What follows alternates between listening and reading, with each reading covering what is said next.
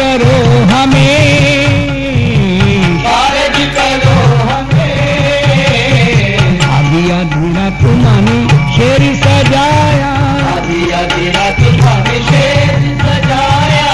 कहाँ चली हो आधी रात दुर्गे, कहाँ चली हो आधी रात दुर्गे। भगता मेरा जगन रचाया, भगता मेरा जगन रचाया। वहाँ चली मैं आधी रात संता, वहाँ चली मैं आधी रात संता। वहाँ चली मैं आधी रात, वहाँ चली मैं आधी रात।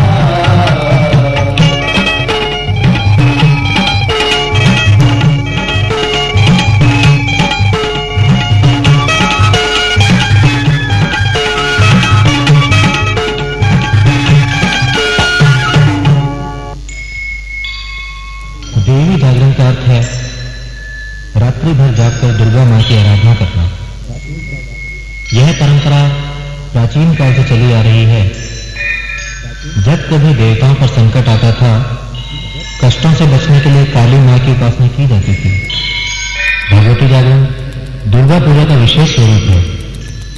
इस मार्ग में आदि जगत गुरु शंकराचार्य का भगवती जागरण में विशेष सहयोग है।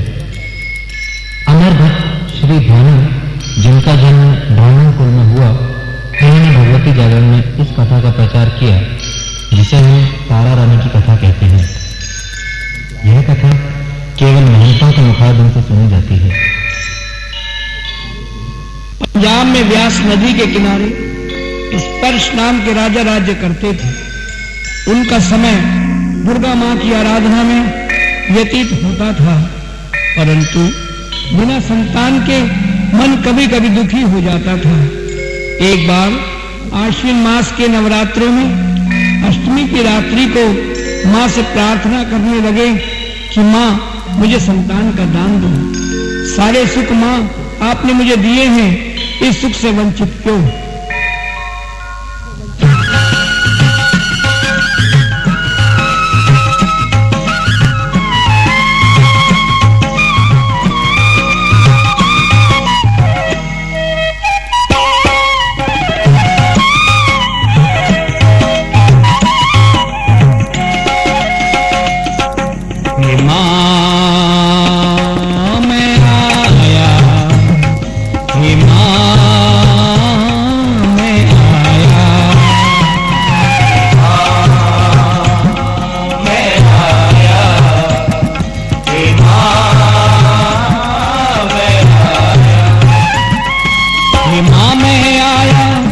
शरण तिहारी मन मंदिर में बसी है दुर्गे, तेरी एक छवि न्यारी। मैं आया, हे मां मैं आया।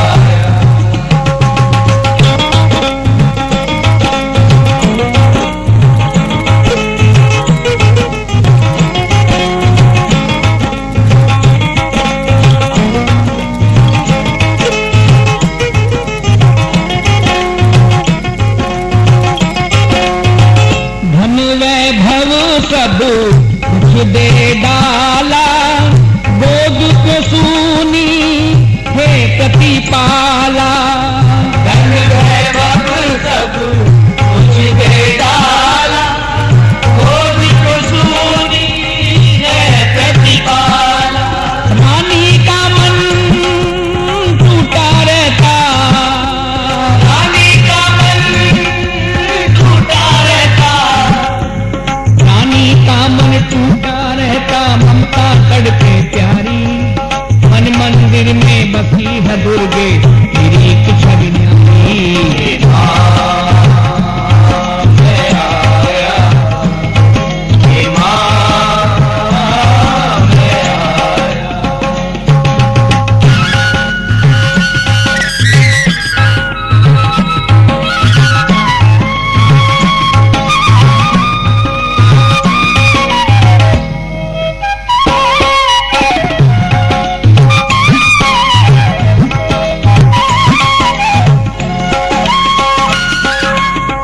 तुतलाती वाणी रानी सुनवाओ, आंगन में फूल खिलाओ। तुतलाती वाणी सुनवाओ, आंगन में फूल खिलाओ। पकड़ के उंगली चलूं साथ में, पकड़ के उंगली चलूं साथ में, पकड़ के उंगली चलूं साथ में। चिंता हट जाए सारी, मन मंदिर में बसी है दुर्गे तेरी छवि न्यारी।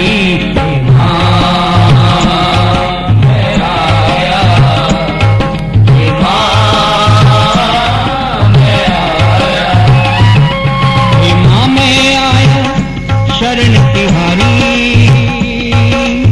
मन मंदिर में बसी है अम्बे तेरी छवि न्यारी।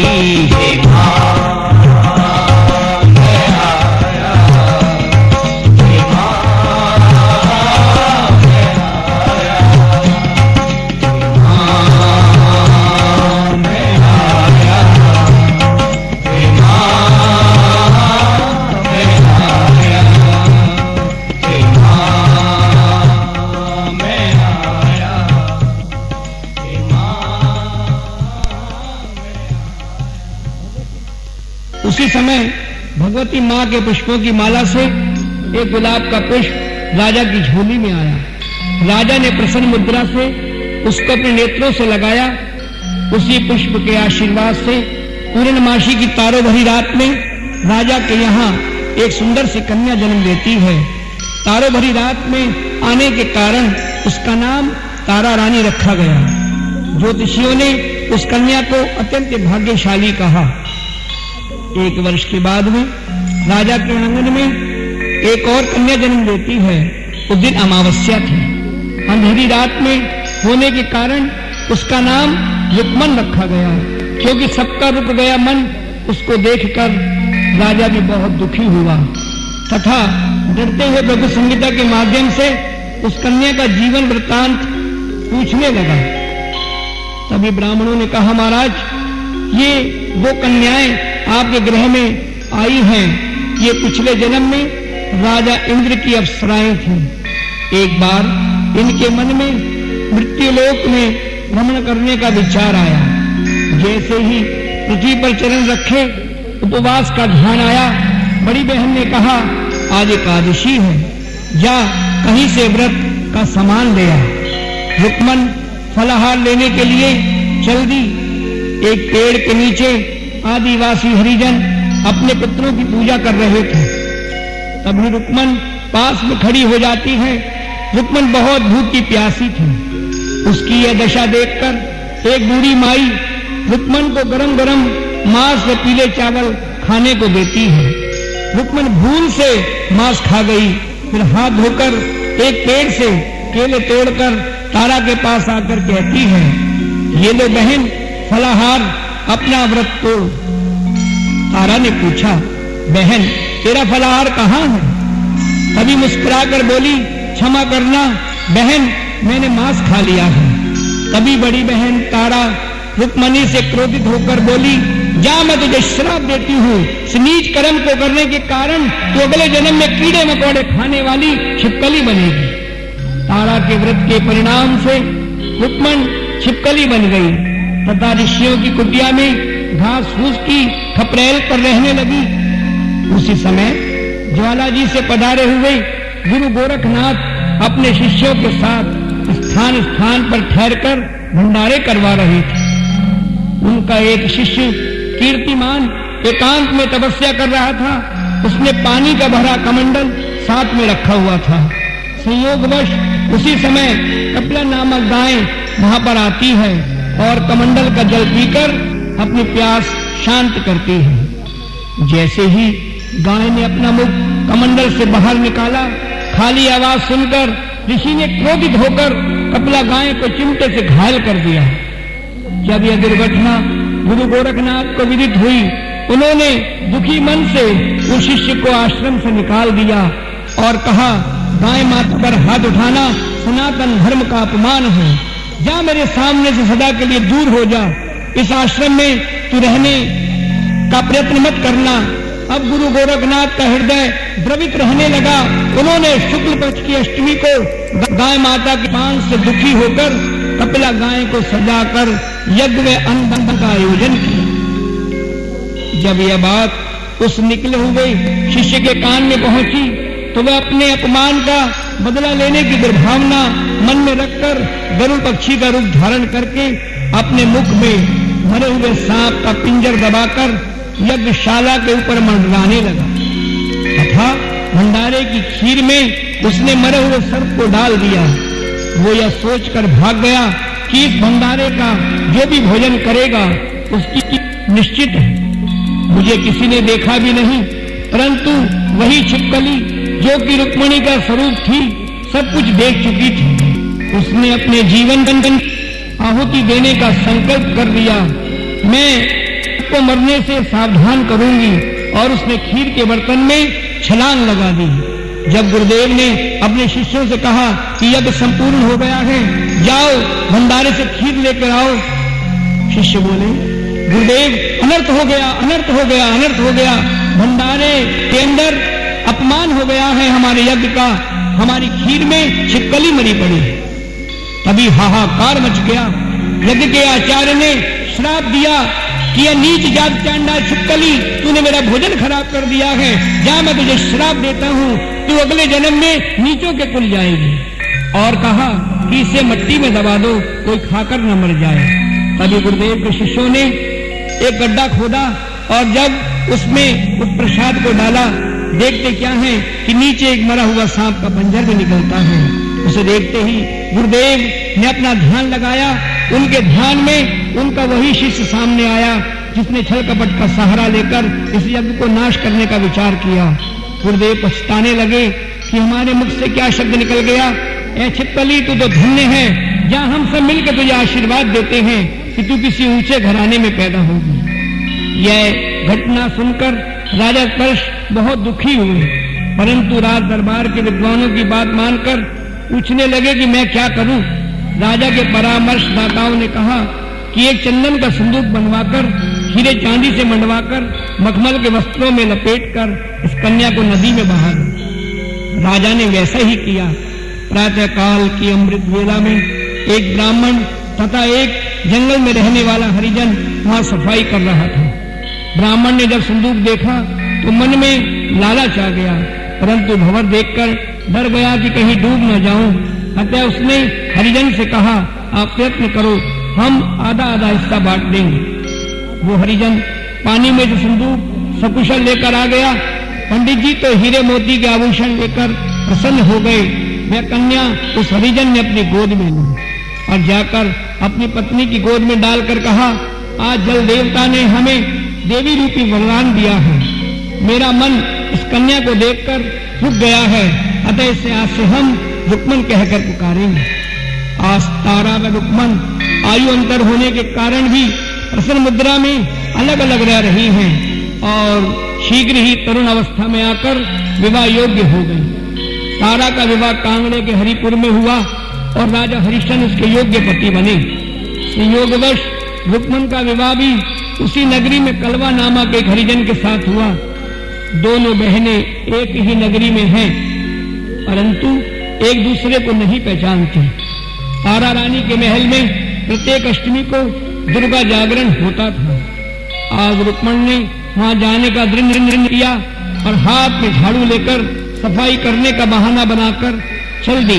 द्वारपाल ने सोचा, आज तक रंग महल की ओर कोई भी हरिजन नहीं आया, ये किधर जा रही है, और उसे टोका, किधर जाना है तुम्हें। रुक्मण बोली, महाराज मैंने पास ही जाना है, मैं रानी के नवरात्रों का आनंद देखने के लिए आई हूँ। और रुक्मन ने चुपके से धूल मिट्टी इतनी उड़ाई कि वो द्वारपाल अपनी आंखें मसलने लगा। इतने में रुक्मन ने झाड़ू फेंकी और हाथ धोकर जोड़ी में बैठ गई। माता का नवरात्रि का आनंद लेने लगी और माता के नवरात्रि की भेंट सुनने लगी।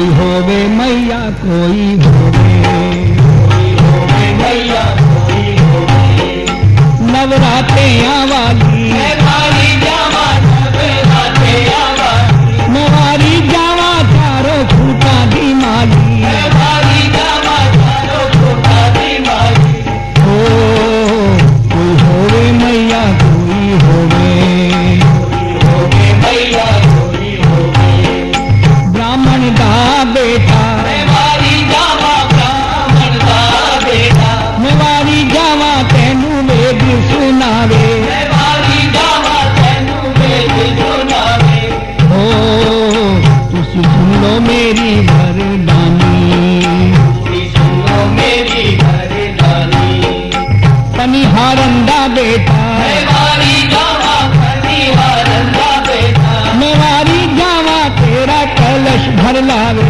मेवारी जावा तेरा कलश भर लावे, ओ स्नान करो जगरानी, रानी करो जगरानी, गंधी दा बेटा मेवारी जावा गंदी दा बेटा, मेवारी जावा तेनू इतर ले आवे, मेवारी जावा तेनू ही चले आवे, ओ मुस्काओ मेरी राजरानी, सिखाओ मेरी राजरानी, मालंदा बेटा मेवारी जावा मालदा बेटा, मेवारी जावा तेरा हार गुंडे लावे, मेवारी जावा तेरा हार गुंडे लावे, ओ तुसी तेनो गले महारानी, सिखाओ गले महारानी, सुनियारे दा बेटा मेवारी जावा सुनियारे दा बेटा,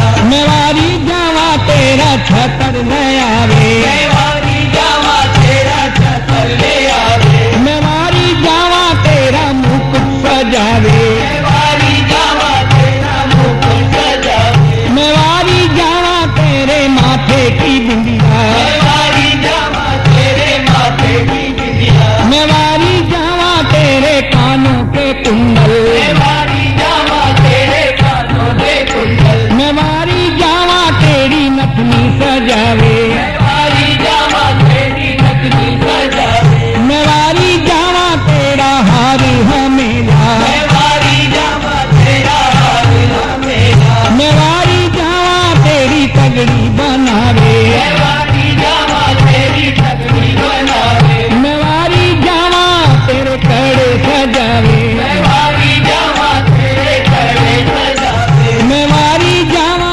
तेरी लाल लाल चूड़ियां, मेवारी जावा तेरी लाला चूड़ियां, मेवारी जावा तेरे पैरों की पायल, मेवारी जावा तेरे पैरों की पायल, मेवारी जावा तेरे बिछुए सजावे, मेवारी जावा तेरे बीच में सजावे, ओ तुसी बहनों मेरी राजरानी, बहनों मेरी राजरानी, रंग रेज दा बेटा मेवारी जावा रंगीले जुदा बेटा, मेवारी जावा तेरा चोला रंग लावे, मेवारी जावा तेरा चोला रंग लावे, मेवारी जावा तेरी चुनरी सजावे, मेवारी जावा तेरी चुनरी सजावे, ओ तुसी ओढ़ो मेरी राजरानी, ओढ़ो मेरी राजरानी, ध्यानो तेरा सेवक, मेवारी जावा जानो तेरा सेवक, मेवारी जावा तेनू भेटा चढ़ावे, मेवारी जावा तेनू बेटा चढ़ावे, ओ अरदास करी राजरानी, अरदास करी राजरानी, ओ नवरात्रियां वाली, मेवारी जावा नवरात्रियां वाली, मेवारी जावा चारों खूटा की माली, मेवारी जावा चारों खूटा दी माली, ओ कोई होवे मैया कोई